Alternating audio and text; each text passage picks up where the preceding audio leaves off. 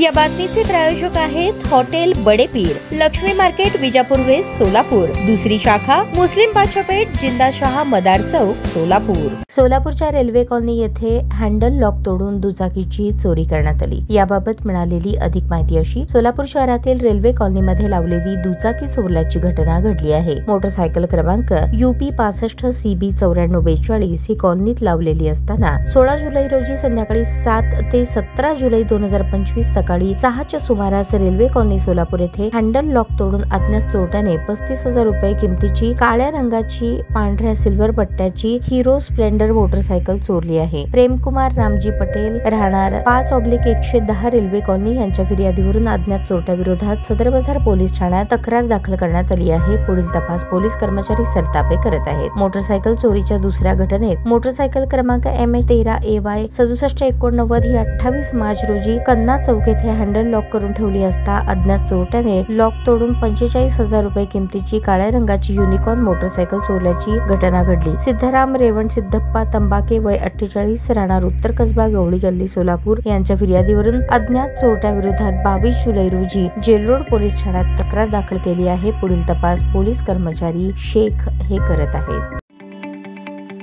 ताज्या बातम्या पाहण्यासाठी प्राईम महाराष्ट्र न्यूज चॅनलला सबस्क्राईब करा।